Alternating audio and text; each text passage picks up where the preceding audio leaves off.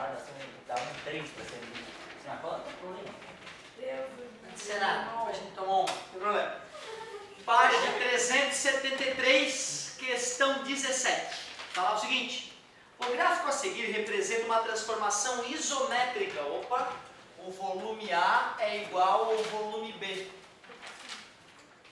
De A para B, onde a energia interna U de 1 mol de oxigênio varia em função da temperatura absoluta T. N igual a 1 mol, não custa, né, a gente deixar isso claro, que ele falou que era 1 mol. A quantidade de calor pelo gás, absorvida pelo gás durante a transformação em calorias é de... Bom, a quantidade de calor absorvida pelo gás. Boa questão, porque ela envolve alguns detalhes de termodinâmica. Chegamos a ver, acredito eu, em alguma aula passada, que a primeira lei de termodinâmica nos diz que o calor que a gente joga para um gás, parte se converte em trabalho, que é bom quando o gás se expande, devolvendo a energia na forma de movimento para a gente, mas parte faz a energia interna do gás variar.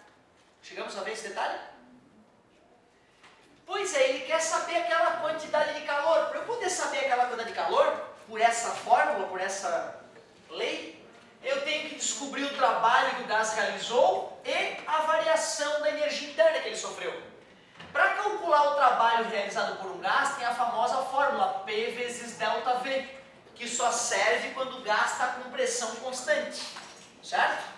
De qualquer forma, essa fórmula me alerta para o fato de que quando não há variação de volume, não há trabalho. Transformação isométrica, isovolumétrica, isocórica, que são sinônimos, o trabalho é zero.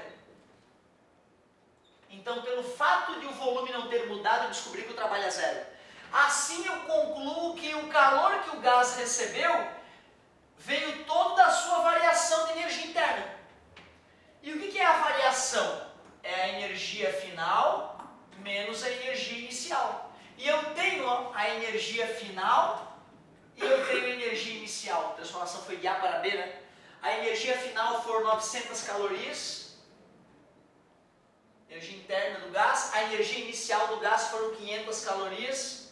Então eu posso afirmar que esse gás recebeu 400 calorias de calor, o que fez a sua energia interna aumentar de 400 calorias. Se ele pediu em joule, nós vamos ter que converter. Estava em joule ou em calorias? Estava em calorias mesmo? Qual era a letrinha? B? D. B. B. Para. Show. Beleza? Dois detalhezinhos importantes então de gravar.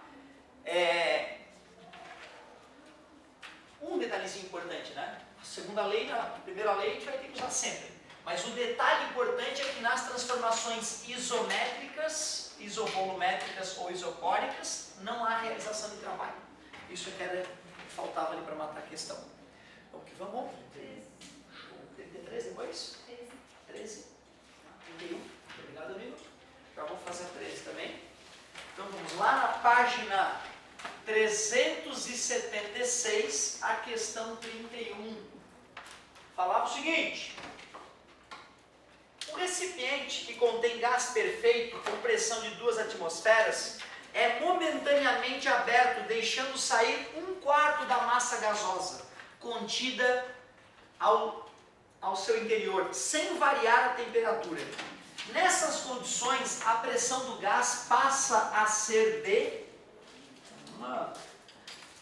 O perigo nessa questão é o cara querer fazer piviti-povotó. Porque quando eu mostrei para vocês a equação geral dos gases perfeitos, eu mostrei uma mesma massa gasosa sofrendo uma transformação. Quando esse cara deixou o gás vazar, essa fórmula vai para o lixo. Isso é para uma mesma massa gasosa. Então essas questões em que vaza gás são mais perigosas sempre. O que ele disse? Ele disse que a pressão original era 2 atmosferas. Disse que 1/4 da massa gasosa deixou sair 1/4 da massa gasosa. Então eu tinha uma massa, né, original que era de um certo valor X e a massa passou a ser 3/4 de X. Concorda comigo? Né? Se eu deixei sair 1/4, sobrou 3/4. Disse que a temperatura não mudou. A temperatura original é igual à nova temperatura. E ele pergunta nessas condições qual é a pressão, qual é a nova pressão. Boa questão pelos motivos explicitados. Galera, se o PVT Povotó vazou porque ele serve para uma mesma massa gasosa, a única equação que nos resta e nós temos que ter fé nela é a equação de Clapeyron. Acertei finalmente.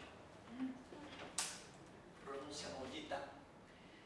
Cara, deixa eu ver. Ele falou que a pressão, então assim, a pressão original, volume original, número de mols original, R original, aliás o R é uma constante, então não importa, temperatura da situação original. Quando eu for aplicar uma nova situação, porque é uma nova massa gasosa, é tudo novo. P vezes V vezes N, só o R que não muda, né?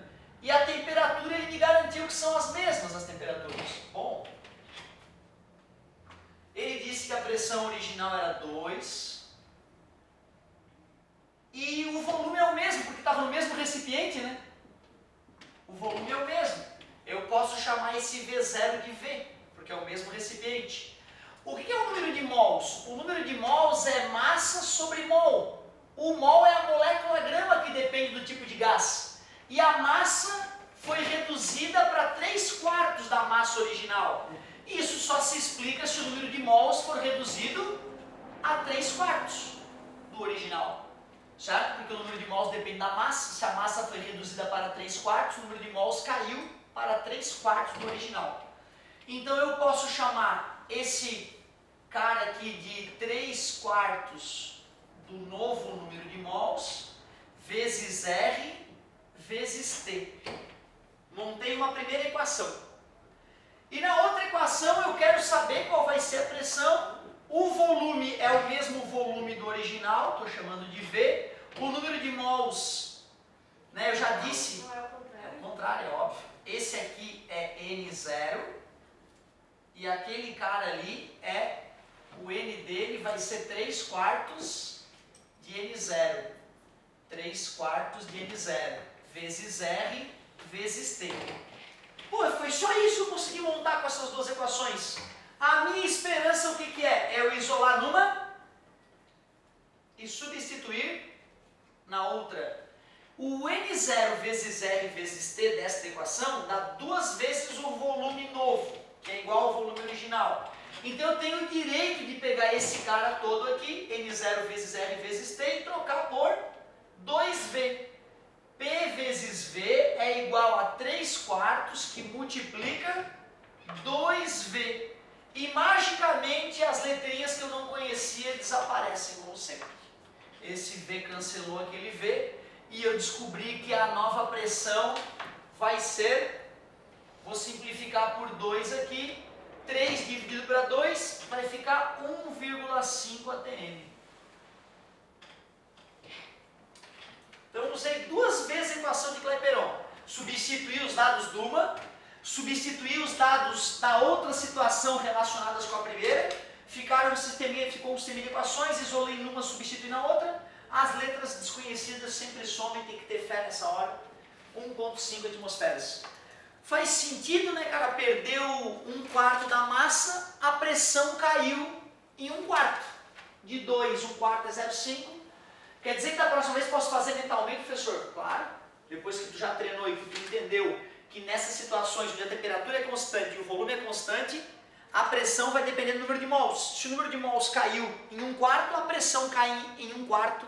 A pressão resta é 3/4 da pressão original.